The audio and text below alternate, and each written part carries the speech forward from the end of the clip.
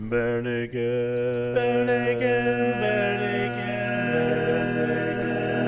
naked.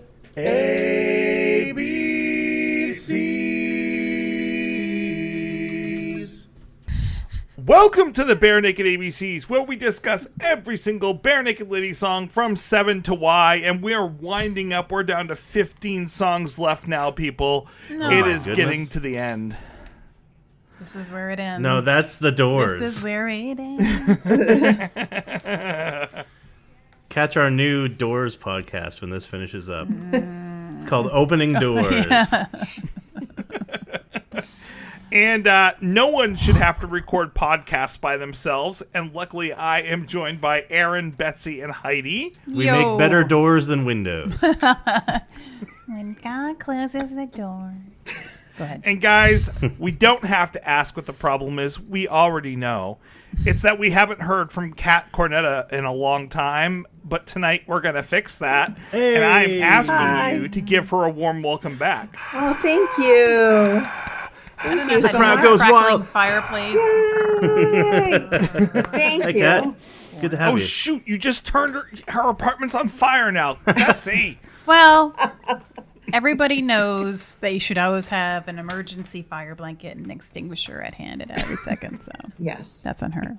I'm prepared. It's just a basking The fire. more We got Leonard Cohen, The Doors already. We're off to a good start. We're off to a great start. And so, guys, this week I'm going to try to keep us on task. I'm asking you luck. to, but it's probably not going to happen. Pot kettle. What the? She's got a point. Love you. So this week's song is going to be I'm Asking You To. If you have not heard it, it is on In Flight. And here is a brief snippet. But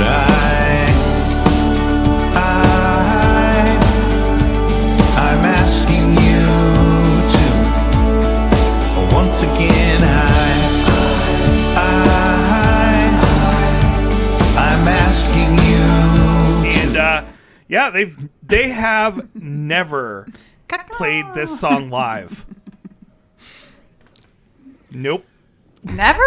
The irony of them Yeah. not I playing am this asking live. them to play this song live. Maybe they You- only you- play it for their spouses at home. Aw. That would actually be That was kind of almost a sweet. spit take. As they're This is heading just out for the you. door. Yes. Yeah. That would be fitting. Yeah. I think that Jim plays, Here Together, and Ed's playing this song, but they're playing over each other and is just overlapping and is one big mess. Chaos. And Chaos. poor Tyler in the background is trying to play drums for both songs, and it's just not working. If anybody could pull it off, Yeah, that's it true. would be Tyler. Dual groove. All right, back on focus. This week's song was written by Ed and Donovan. Yeah. They're peanut butter and jelly. They're a good combo for sure. They do good work together. Sometimes they do. Oh. You want to elaborate on that? Oh, that sounds like a discussion I am for asking later you in the to episode. elaborate. I will be elaborating on that in a little bit. Okay. Now, the other two songs on this album, I got the Betsy's. Is he getting emotional? Getting verklempt. The other, I'm getting verklempt. The other Talk two amongst songs- yourselves. that he wrote with Ed, he actually did his own version of the song. He didn't do that with this song. Yes, that's right. I remember that. And I'm not sure why. I would have liked to have heard the Donovan version of this. Me too. Oh, well. We got what we got. I'll give you a topic. I'm happy with what we got. The bare naked ladies are neither bare naked nor ladies discuss. Have some coffee. Ed says that Donovan Woods is one of his favorite songwriters, and whenever he listens to a Donovan song, he feels like he is eavesdropping in on the middle of a Yep. conversation. That sounds fair, I think. That's good. Sounds a little creepy, too. He's in the bushes. I believe intention matters, so I don't think it's like a every breath you take situation. Yeah, it's true. Sting, we know you listen. Please come on the show. Gordon, come on the show. chord and I mean, it doesn't chord. sound exactly like that, Ed. I believe me, those conversations that I've overheard from Kevin, it's not the same. Got the glass up to the door.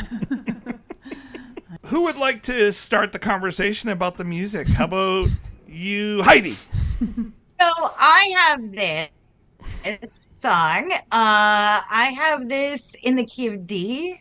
I might. Wait a minute. Let me check. I have it popping in at 102 beats per minute. Aaron. It's exactly what I have. Me too. 102 beats per minute exactly. And the key of D about major. 4 minutes and 40 seconds. I have that, but it starts off. I have D, but it's weird because it starts on a B minor 7. Is that what you have? It's a D add 6, I say. It is. That's- I think you could be right there. Yeah. Well, yeah, I noticed the same thing as far as you've got kind of like, it sounded like a B minor, but I would say I kind of hear the tonic being played in the root. And it makes sense for me the way that the song progresses. So when we're talking about the verse, we go from a D add 6, followed by, in my opinion, a D second inversion, followed by, I think, a G5 add 9. That's my interpretation, anyways. What it does, it's like a prettier way to arrange these chords because you have the A is kind of ever present, and you basically have if you're at a keyboard, gentle listener, if you take basically a D major, you have D, F sharp, A. Hey! Yeah. Oh, hey, Kat. She Play did it. along. So Yeah, it's my you son's keyboard. Which Cat is at a keyboard? Cat. Fair enough. Still You're a gonna keyboard, play along still here. Yeah, plays. you could build a D major, and then in the bass you could press B natural, and then you would walk the bass down from B to A to G, and then you would keep the D chord, but in the first one, because we're doing a D add 6, you added a B natural up high. And so you get this really kind of lovely, pretty chord, and then the bass walks down, and then you just you hold a D major, and then it goes down to G. And the only thing you really have to, because it's a G5 add 6, you only really have to change one note in your right hand, going from an F sharp to a G natural. So it creates this really nice, pretty. I love like close harmonies, and I love harmonies where there's only like very few moving parts. Not just because as a piano player, it's nice to not have to completely change where my hands are all the time. But I just think it sounds nice when you have like these. There's only certain components or like one note that's moving, and it suddenly changes the whole texture and flavor and quality of the chord. That's my interpretation, anyway.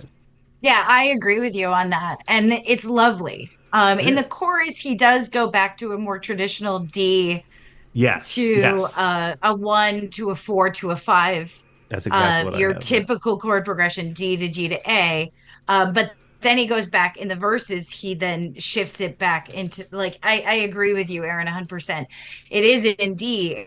It's just an interesting way that it kind of shows that maturity in his ability to maneuver around the fretboard. But it is very pretty. I really like this song a whole lot, actually. As far as form goes, you've got a little introduction that's gorgeous. I love the introduction on this song. It reminds me of some of their other like acoustic songs. Cut that out, Tracy. And then you've got verse 1, and then this, I guess, pre-chorus. It's not really part of the verse. Yeah. Because I am asking you is the chorus, like those two for lines. sure. That's what I'm counting. But then you've got but maybe all of that is the chorus. No one should have to sleep alone so much, because that's also, but it's, I don't know, it doesn't seem chorus like, because it's still in the chords that they're using in the verses. I think you could call Online, it a everyone pre-chorus. labels it as a pre-chorus as well. I would consider, if you had to Pre-chorus. go one way or another in a binary choice, I would put it as part of the verse. But I think pre-chorus is probably the most accurate, because it's like a transition between the verse and the chorus. Then, so you've got a basic A, B interlude bridge thing, bridge, where in the bridge, he flips it from going from the 1 to the 4 to the 5 to a 1 to a 5 to a 4. So he Yes. goes D to A to G instead. So Dang. it's a slight shift in the chord progression there. Mhm. And then he ends it back on that B minor A to G. So he's shifting you nicely back into that feel from the bridge. So it's very interesting. So did you notice? And then you get the sorry, go ahead. chorus again, and then a little outro of the chorus again. So Did you notice, Heidi, both in the intro and in the bridge, because we're resolving from 4 to 1, we have what is known as a plagal cadence. I love plagal cadences. Yep. I try to I- do those I was gonna exercises, say, but I promise it won't make you sick. So in music, we have a few ways where we can end a phrase, if you will, and in a song, kind of like ending a sentence. So you have authentic cadences, which pretty much bring you home, but we have two versions of those. I won't get too crazy. We have perfect authentic cadences and imperfect authentic cadences, but basically they bring you home because, as we know, we always want to go home. We want to go home to that one chord. So it's usually a 4 to 1 chord or a 5 to 1 chord progression at the very end of a musical sentence, shall we say. We have two other kinds. We have a deceptive cadence, which makes you feel like you're going home, and then you're like, whoa, I guess we're not going home. Shyamalan And twist. that usually ends on a 6 chord. But a half cadence ends on a 5 chord. So it's like, oh, we're definitely not going home yet. But a plagal cadence is your normal church, what we call the church The amen. kind of cadence. Yeah.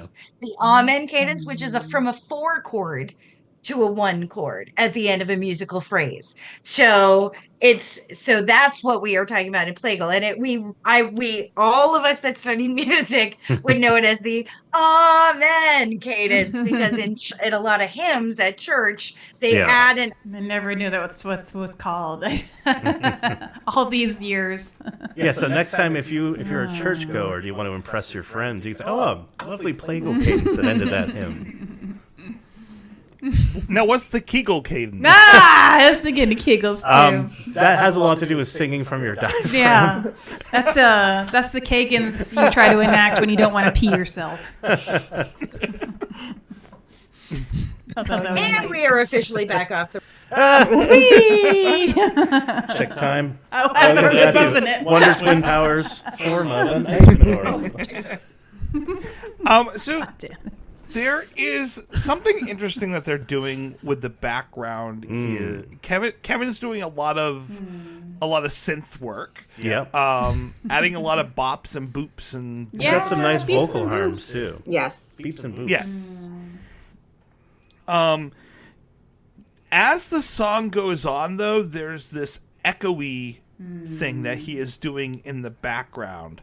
It's like this background synth or the electric guitar, it's possibly, I couldn't tell which it was, that has this long sustained note that just keeps going. You can actually kind of hear it at the end of the song where everything else kind of drops out, but that whatever it is continuing to go on for another 10 seconds before they end the song.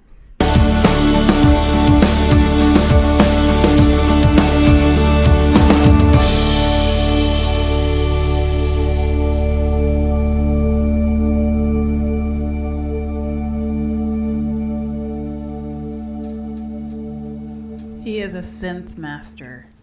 He is so a good. master of synth. Agreed. He is. I won't disagree with it. But for me, one of my problems with this song, one of the troubles with Tracy, Beeps and boobs. is, I didn't notice the beeps and boops. And Strap in, everybody. Electronica. What's wrong with beeps and boops? I didn't mind the bleeps and boops and all that Bleeps and until that noise in the background, and to me it was like an Tinnitus. irritating tinnitus. Yeah. Yes. Oh, I couldn't hear it probably was. because of my You're tinnitus. like my regular tinnitus overrode It all blends in. It's all intended tinnitus to me. If they had left that out, I think I would have liked the song more because it pulled me away from that folksy feel. and it just kind of gave me this irritating like undercurrent throughout the whole end of the song. Do you think that was programmatic, though? Because part of the song is kind of about separation. So this idea that there's this other sound here that's separate and constant, which would be their significant other stays at home, holds down the fort, does all the maintenance and the hard work. Maybe that's programmatic. Not that necessarily that makes it better for you as a listener, Tracy, but I'm just curious. I think if they're going to go programmatic, like if you're going to have someone at home that's constant and the kind of go-to, like the thing you're coming home to all the time, you would want that to be comforting. And I don't think of that. Well, that's why you have the that's Playgirl being cage. made. It's all that goes home. Remember the Kegels The Kegel dance cadence. or whatever. Actually, it's a bagel cadence. I want to change that from now on. I want to see that made change. Well, okay. Everyone needs to stop calling it a Playgirl cadence and call it the Kegel cadence. A bagel That would make cadence. a great Everything name. bagel. Yeah, great. bagel. I'll just change it in all the theory books that for my Cadence? students this fall. Kegel And cadence. they'll be like, That "Dr. would be Welch, what is amazing." a The Kegel Kegel cadence. cadence. Oh, it's a very Oh. special secret cadence. We're going to learn And about David that played and it in pleased the Lord. Theory Yeah. 3. You don't get to learn about the Kegel cadences until Theory 3. Yeah, that's an advanced topic. And It's after an puberty. advanced theory topic. The master. Well, hopefully all of Heidi's students have gone through puberty.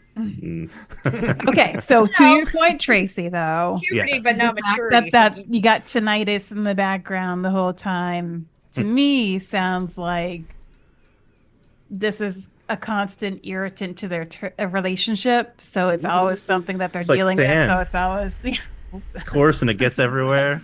make a pearl. More like it's the Okay, always Anakin. room that's always I know you'd catch that. that's always just there. So Yeah, I'm that gonna makes force sense. you to like this.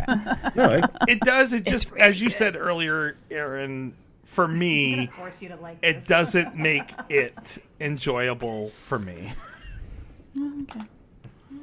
That's what she said. Ooh. She was practicing her Kegel cadence. wow. Needed more Kegel cadence in there. For sure. More cowbell. Needs more Touch cowbell. the pearls. Kegel cadence. It is a Oh, so I did want to ask.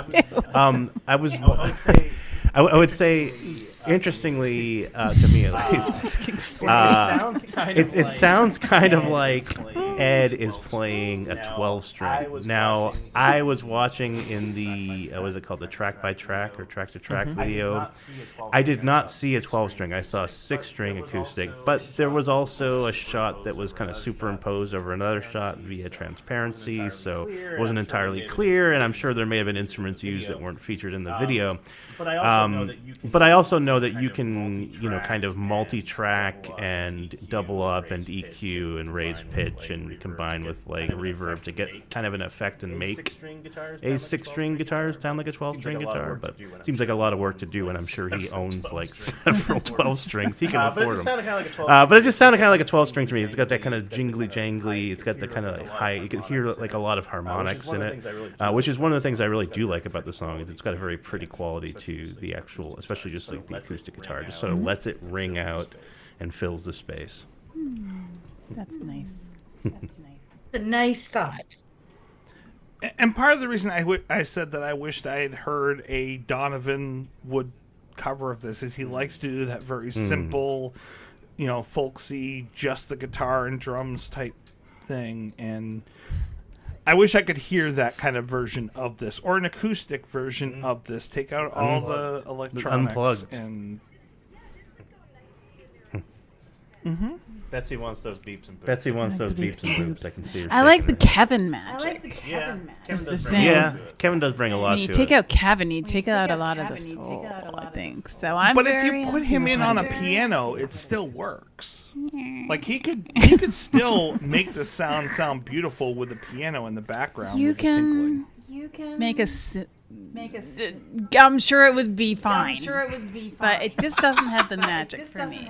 I'll agree to disagree, sir. I love you, Tracy. But you're wrong. I'm just kidding. You and I are just gonna have to agree I am asking you that you're wrong.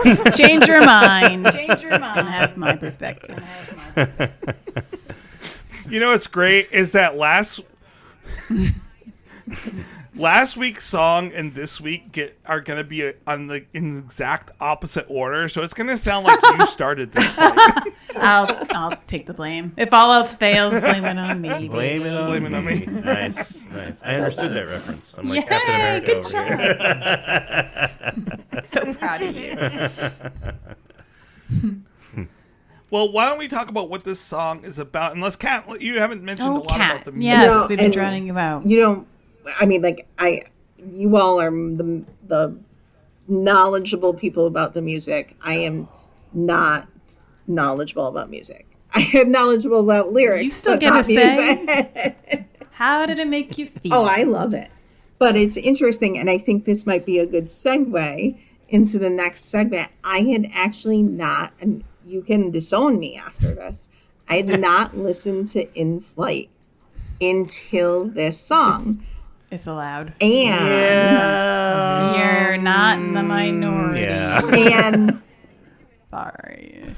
well, and what brought me to the song, and what got me listening to the whole album, and I don't know if you were going to bring this up, is Ed on Mayim Bialik's podcast, where he talked about the song. Nice.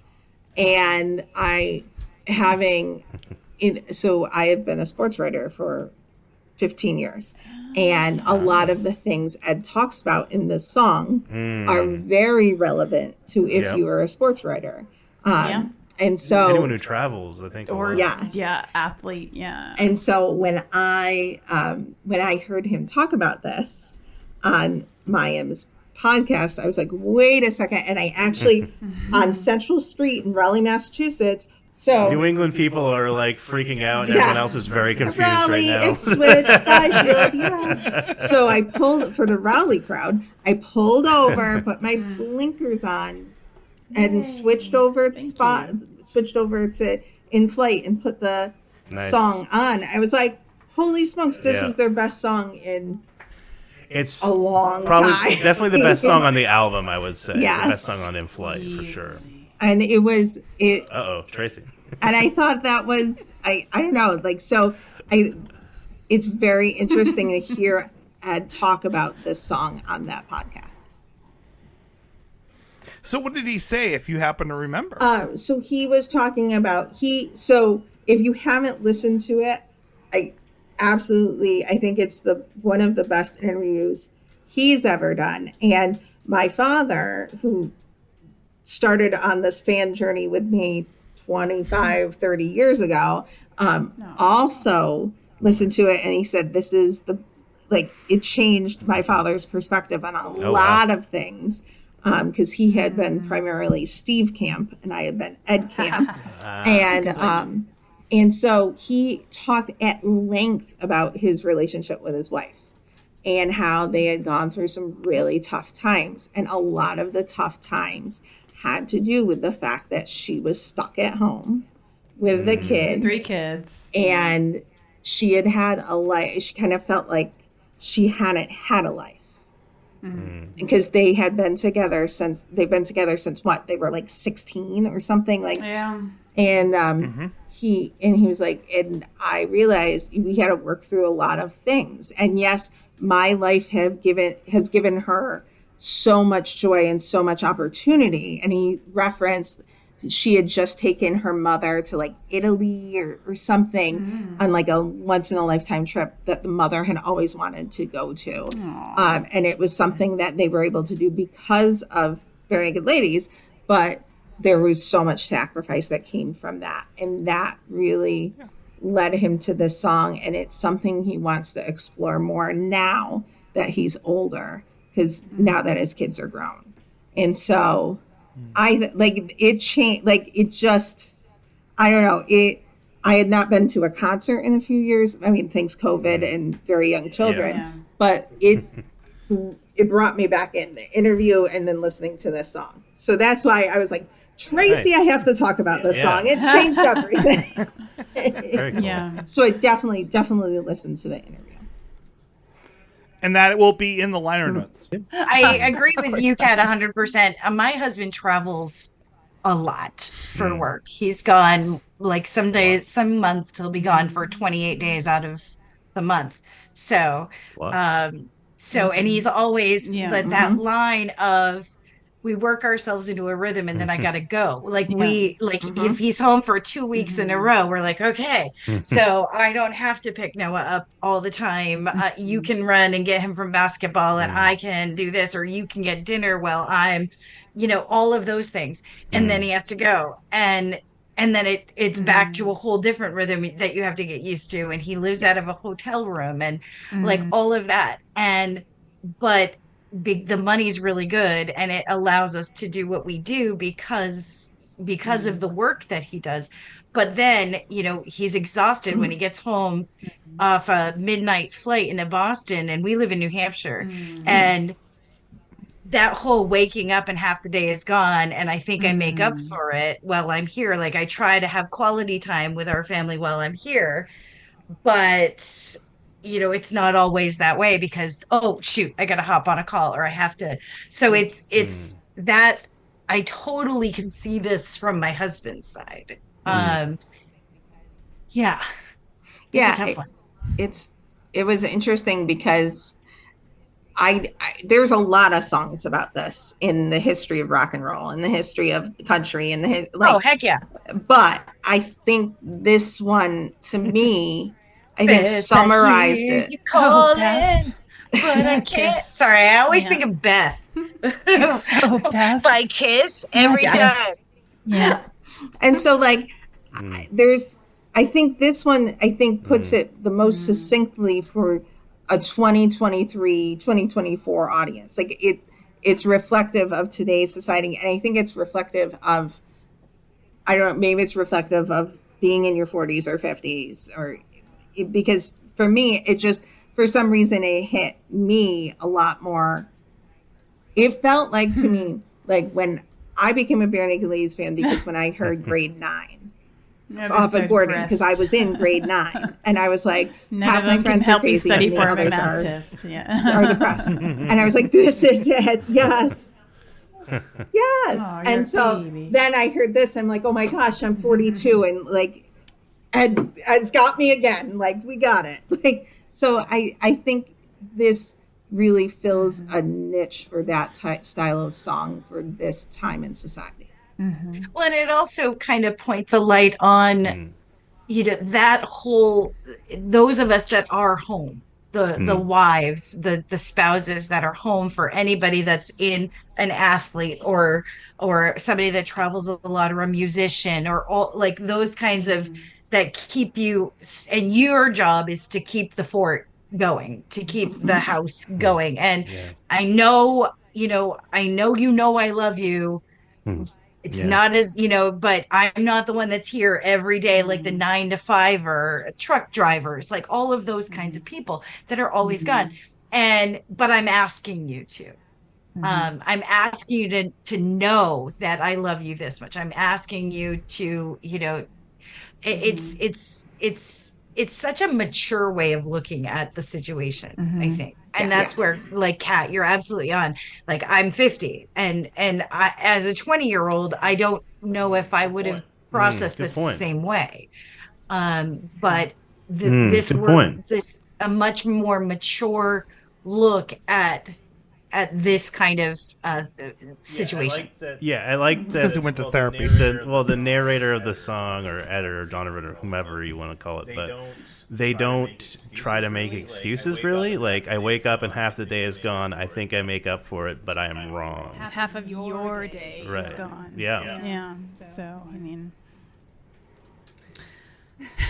I will say, growing up in kind of a musical family, my dad was often at gigs on weekends, which was kind of a double-edged sword, because I missed him, but then I could sleep in the king-size waterbed with my mom and keep her company and watch TV.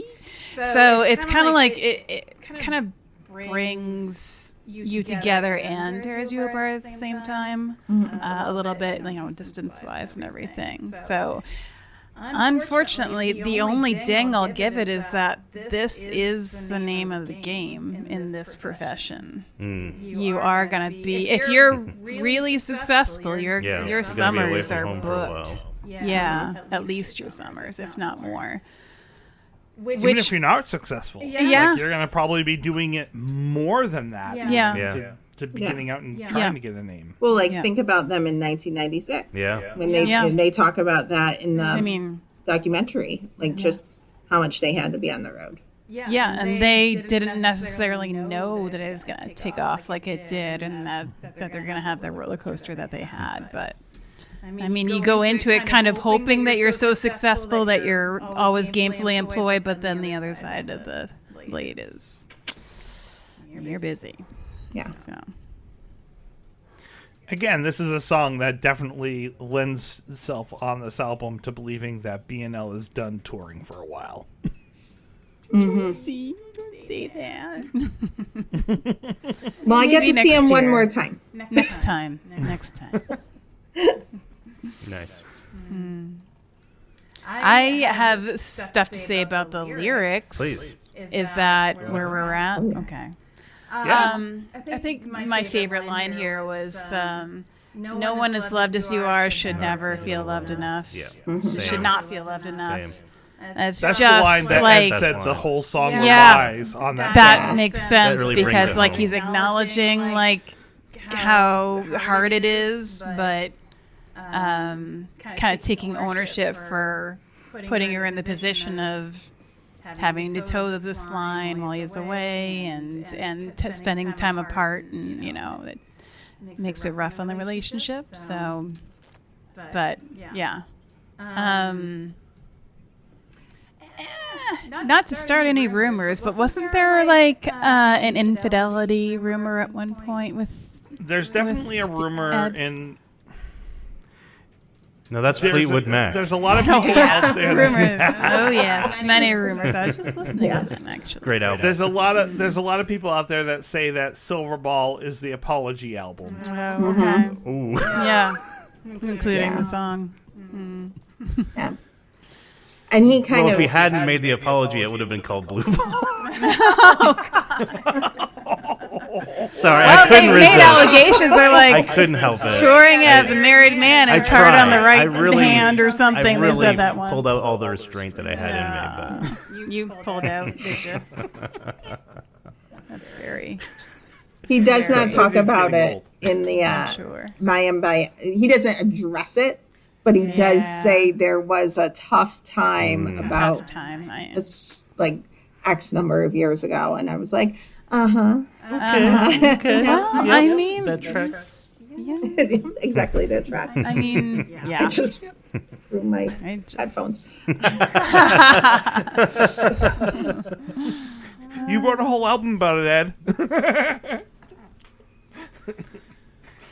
The other part I really liked is where he kind of says he says I, and then kind of backtracks and says I again. yeah. Like he's really thinking about it, and he's kind of feeling guilty or remiss, and it just really lends a lot more authenticity to the lyrics and everything. Well, that's kind of like what he was talking about, where it's like listening in a conversation. It does feel, it's kind of like the mumblecore of I country wanted rock. to have that nuance where they're just kind of I like that about it. it's well thought through, but still there's little nuances that just really make you buy into it.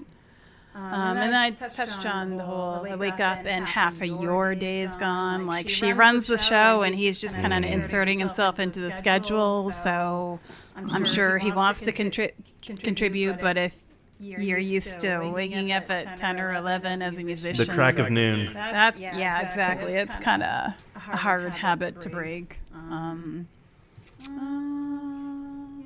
And the only other note I had is that where he said no one should have to sleep alone so much. Both of them are both sleeping alone Yeah. Presumably sleeping alone. We'll say that. I mean, have you seen the bunks on the tour buses? They're pretty small. I don't think Jim's snuggling with them or anything. But Hey, we said there was an it would. infidelity. We didn't say with whom. Well, now they're gonna have to come on the show. Yep. But we know they listen, so you come and clear everything up. Yep. Hey, I didn't cry yet. Hey, Good. We'll work on it. Oh, God Oh, wow. damn it. All right. not pull over up- yet. Pull up those tears. I have a tissue right here. Actually, I have two. Wow. Got a spare ready to go. I didn't want to interrupt you. Are you done, Betsy? Jeez, yeah, I'm done. Are you No, I quite just finished? didn't want to be rude. I just I don't want to be done. I don't want to be rude. Are you done? Are you done? Listen, I've had a very bad day. I so know. can It process looks like you rude. got I enough apologize. fight We and love you, everything. Tracy. I love you. Yeah. Come on. There would be no so- Bare Naked ABCs without you. Yes. This is one of the few times that you're going to hear me say that the harmonies didn't work for me. Really? Yeah. Sir. Not that they don't do beautiful harmonies, but Glad it I'm just- sitting it- down. It feels like it should be a solitary song. This feels very much like Programmatically, I would agree. Programmatic. type yes. song, and it just is, the harmonies don't work for me. And the other thing that makes it worse for me is the eyes. So you were liking the eyes. To me it really The eyes have it. I didn't like that Ed said I, and then the other people echoed the I behind him, and it just rankled me the wrong way. Because once again, there was a part of me that was just like, this should be a solitary song. Like it just, like Thematically speaking, just- I agree, but I really like the harmonies, so I'm going to give it a pass, personally. Yeah, it just didn't work for me, and this isn't me trying to be mean. It's I Big all meanie. week long. When I go into a I song, want to see Tracy especially trying to be the, mean. Right? whenever I go into a song, I try to go into it going, okay, how am I feeling, and kind of let that start the discussion. And for me, I went into this song not feeling good, and I couldn't, and that then leads me to okay, well, why? Can I pick this apart and then like discard pieces and start liking pieces of it, and that will make me like it more. And in doing so, I found the pieces that I didn't like, and it highlighted them more. And the more things that got highlighted, the less I liked the song. And there was nothing there the only thing that was there to redeem it for me was the sound of the song itself. Tracy, we've had the exact opposite journey with this song. I'll let you finish. I'm going to let you finish. I'm gonna let you finish. But we had the exact opposite experience. So go ahead. No, and I think that's the cool thing about this stuff is that we can have those exact opposite experiences. Because I had nothing, I'm a person that really connects to the lyrics of the song, and there was this song I could not connect to it. It was not something that resonated with me. I think that if you've lived this kind of life, I could see that Ed has written a song that definitely would kind of sing your life with his words. But it's not my life. And so it doesn't. He's not singing my life with his words. He's singing someone else's life, and I kind of could care less. Bon Jovi, we know you listen. Please come on the show.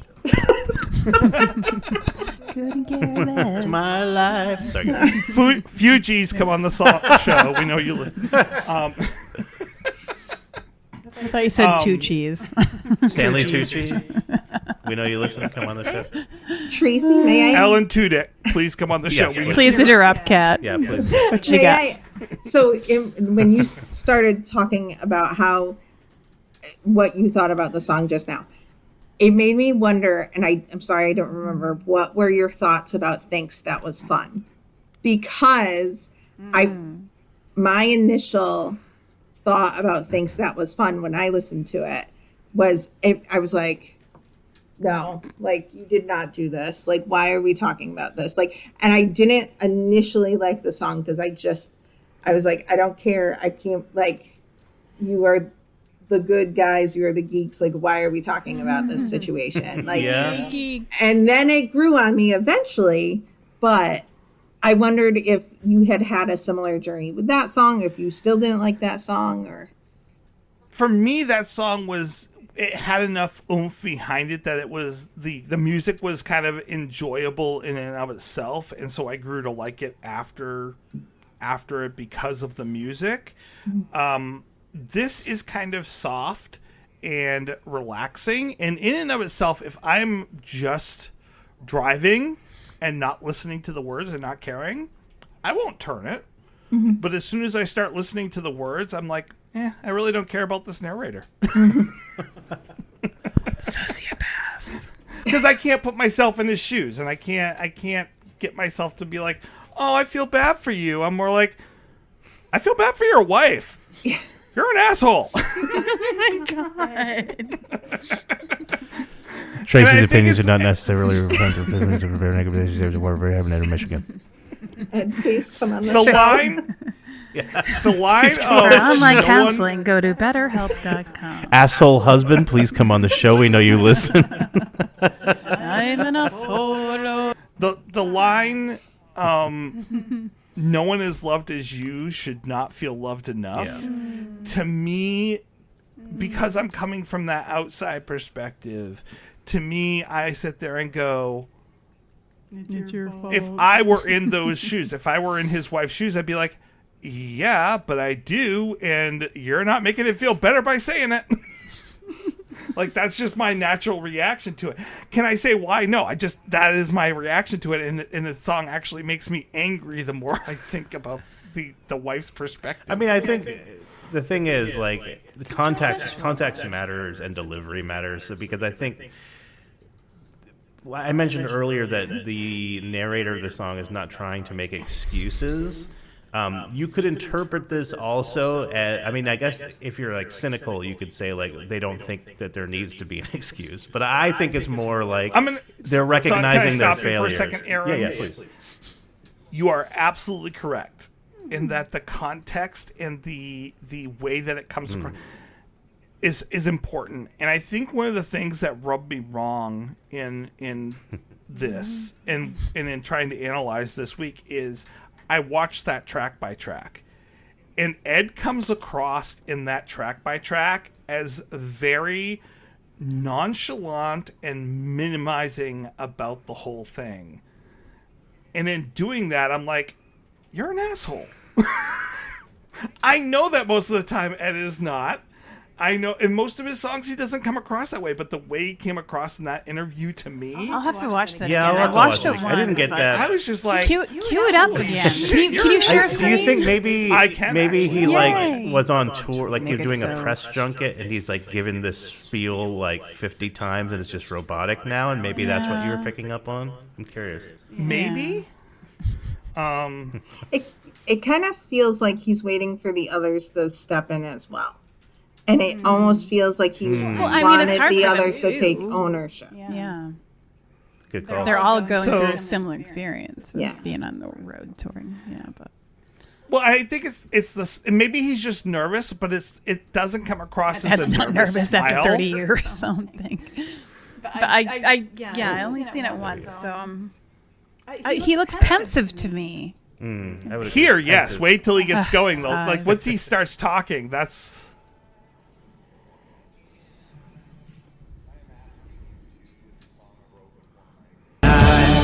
I Am Asking You To is a song I wrote with one of my favorite songwriters, Donovan Woods. I always feel like I'm eavesdropping midway through a conversation when I listen to one of his songs, and I just get hooked in immediately. I Am Asking You is about the imbalances in a relationship that you have to acknowledge. No one as loved as you are should not feel loved enough. But You know, we live extraordinary lives and we ask a lot of our partners, and it's impossible to achieve balance in a relationship where one half is gone a lot and staying in luxury hotels and has a staff doing your laundry and looking after your every need, and you're being applauded every night by an appreciative audience. And the other half is looking after everything else at home, leading a much less glamorous existence. It's sort of like recognizing, I know this isn't fair, but I'm asking you to deal with it. See, I don't think that he's like humble bragging. I think he feels guilty, and that came across as fairly earnest to me. And I know I he's agree. been through therapy, and it feels like he's talking about this like he's processed it and talked about it before. And I can't remember where I picked this up, somewhere along the line, if it was like college or NCIS or something, but when you're interviewing somebody and they look off to the right, they're recalling, and if they look off to the left, that's the creative center. There's something to that where it looks like he's recalling like things he's probably had to recall before to either his therapist or his wife, to just kind of like hash out again, like, this is my situation and what I'm going through. It could have been that. Yeah.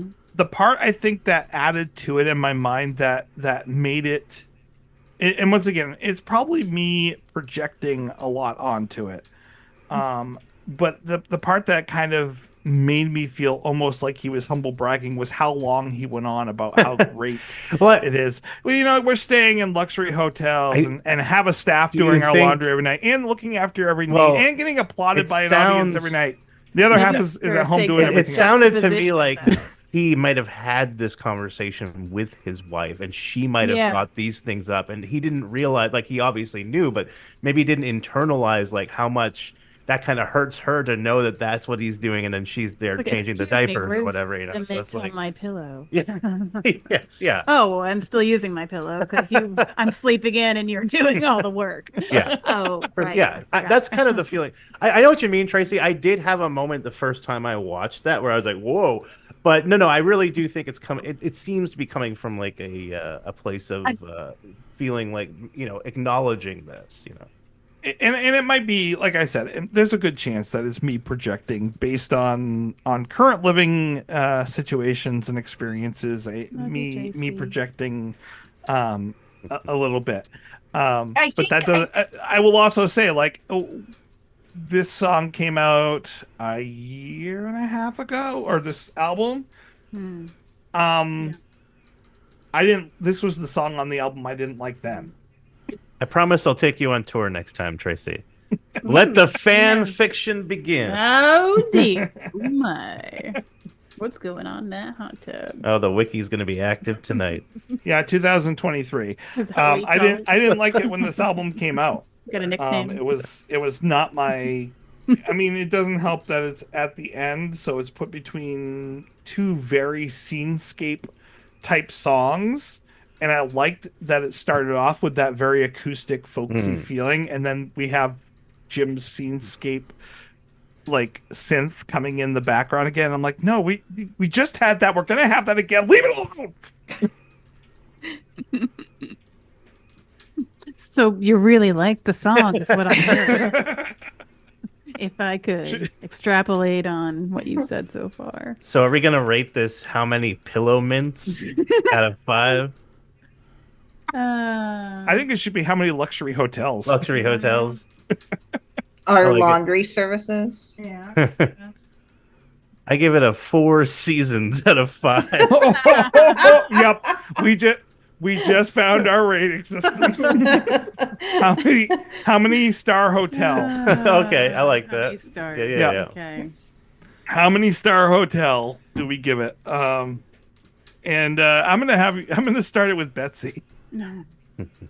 How many stars do you give this hotel? I have not been able to stop listening to this song. This is by far and away the best song on the record, which, yeah, I'll just leave that there. It's You're allowed to your feelings, even though I disagree. Safe space. Safe space. Let's come on, Tracy. I must have listened to this at least 3 dozen times, and I didn't get sick of it. And Nice. just doing the dishes or at work or driving, I always want to just re-listen and listen for new things and really tune into it. It resonates a fair amount with me. It's not my particular personal situation, but I can tune into it enough to imagine what it would be like, I think. So for that reason, the only ding, like I said before, is that this line of work comes with this type of schedule. That's my only real ding. It's a very honest, sincere, sweet, reflective song that really is just hitting it all cylinders for me, and the beeps and the boops and the synthesizers and the tinnitus. I'm definitely here for it. So I will give it 4.95. Wow. Wow. Very nice. Yeah. All right, Heidi, how about you? I agree with Betsy and everything she said. I think I also agree about this. When Ed was saying that, I think it is coming from an earnest place, an honest place where he's not bragging. I mean, it does sound awesome when you are like, oh, you get to go out to restaurants every night and your company pays for it. You don't have to worry about it. And you get to sleep in a nice hotel and have room service or all of those things. But when you live it for like a week or even two, when I've been on the road for speaking engagements and things like that, it does. I often call my husband, I'm like, you're right, this does really suck. So it sounds like amazing, but at the same time, look at all you're giving up and expecting of another human. So I agree absolutely with Betsy and Aaron and Kat on this. I'm going to give this, I agree. I think it's one of the best songs in the album. I'm going to give it a 4.8. Ooh, Nice. wow. Yeah, I really like this one. What about you, Aaron? Well, like I said, Tracy, I had sort of the opposite experience of you. Now, you know me, I'm a music first kind of person. So, I think part of it is I have been sort of conditioned by the vast majority of the latter-day BNL. I almost said Latter-day Saints. The Latter-day BNL catalog, where I do feel like there's a lot of stuff that's kind of samey, and there's a lot of that jingly-jangly, soft country rock stuff that I describe as coffee commercial music. And my first reaction, my visceral reaction upon hearing this song was, oh, it's another one of those. But the more that I listen to it, like an onion or an ogre, it has layers. It revealed itself to me. And as I listened, and I said, oh, that's actually, a G5 add 9, or that's a D add 6. Interesting with the chords. And I thought, okay, I started to like the music more. I started to notice the little beeps and boops and the harmonies. I started to appreciate that more. And, by the time I had been finished analyzing the music and got into listening to the lyrics, and I realized what the song was about, it actually really started to resonate more. And it made the simplicity of the song, even though there is some like complexity in the choices, but it's still a relatively, simple song. It's more or less 3 chords. But the simplicity of the song lends itself well to that message, I think. And again, it's got that kind of earnest, almost confessional feel. It's like talking directly to that person. So between that and then upon, getting into the lyrics, that particular line, no one as loved as you are should not feel loved enough, really kind of brought it home for me. So my first impulse was not that I would not be including this in my best of playlist. But I have to say, even though this is not overall my cup of tea as far as like my absolute favorites of the songs, I'm a Steven guy, I'm a bitter sarcasm guy, but this one I do think belongs on my best of playlist. So I'm happy to report this is a 4-star hotel. I give it 4 seasons out of 5. Well, Kat, what about you? I will say that the one difference points between rock stars and sports writers are that we do not get this sleep at the Four Seasons. It's usually a Best Western in East Hartford, Connecticut, while we're covering gymnastics. So, but I'll use the Four Seasons. Yeah. I'll use the Four Seasons scale. Nice. It's the best song of the album. It's the only song of the album that I moved on to my general BNL playlist. Nice. And so I would say definitely a 4.7 seasons out of 5. That's a lot of seasons. That's Yes. nearly all the seasons. I mean, Next that season. if we're Fake going to spring, reorganize the seasons and fake autumn, yeah, you know, you all go. those like New England Shoulder seasons, autumns yeah. and Nice. summers. Yeah. Well,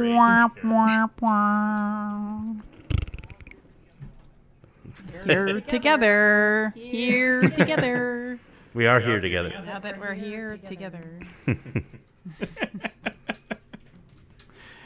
well, so it sounds like you guys are all together on your scores. So you're all here together on it.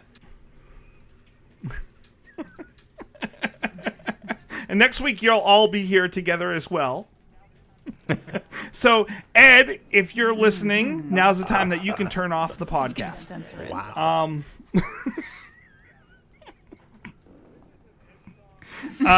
Yeah, this is an Ed song I think meant for Ed. And they don't even sing it in do think it's very concert, and I think that's because this is a song That's to what I like his about it. wife. Personal but relatable. And it made it onto the album. I haven't disliked songs in the past for that reason, but I do feel like it's meant for him and meant for his wife, and it got on there because the other guys like to hear it and like to play it, but it doesn't speak to me, and it's a pretty song. Others might like the acousticness and the echoey chorus, but it just doesn't work for me. If they kept it more simply folksy, I think it would go up a little bit more.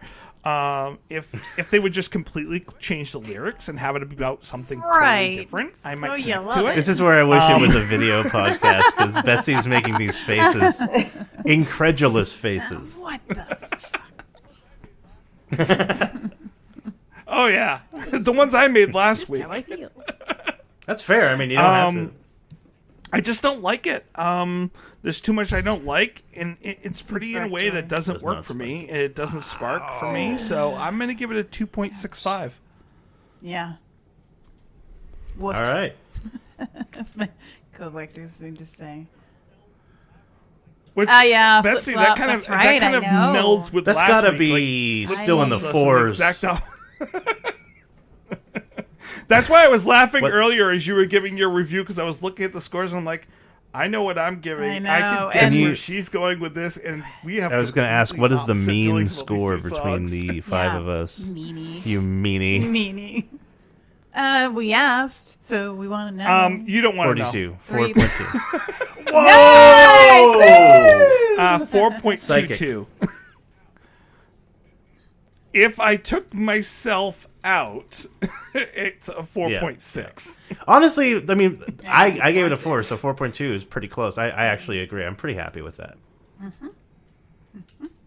I didn't kill the rating of the song. No, video did. Along with the radio star. Nice. Well, Serial killer, that video. no matter what I gave this song, will you guys come back here together with me next week? We'll be here together, don't We'll be worry. here together. Okay. Because we're going to discuss the song here together next week. What song? Who's on Here first? together. Oh, God. Make it stop.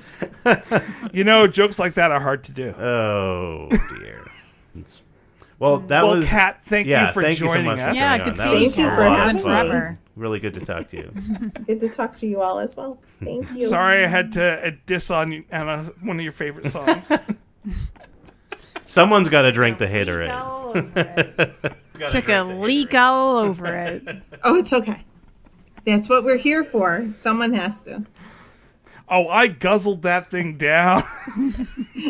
I just said you took a leak all over it, and then you said you guzzled that thing down. You sick freak. No, it's just All right, it's next lemon time I lime see you, Gatorade. Tracy, I'm going to give you the hater-ade cup that, Oh, yeah, he's, that's right. he's She did disappearing make- into the Aurora She did Borealis make over there. a haterade cup Yeah, for I made you a cup. So, Oh, nice. Yeah, hater-ade. So. Potent stuff. Should have had it for this You week. need to hook on up. Don't worry, we have plenty of other songs that I'm going to hate her on this level. I didn't think you'd need it for this week, Tracy. Love you. Bye. But I love my spider. Oh, Oh, yeah. there's a spider in the room. Yeah. I do. That's That right. was like things like 2 years That old. was a long time ago. That's- Wow. oh, That's yeah, right. That's Jimmy. Jimmy. Jimmy. Oh. There's a spider in my room. Hey, Have a good night. Have a great night. And Catherine, feel Kat, free to thanks come again. back when we Started start clapping. covering Steven. All right, guys.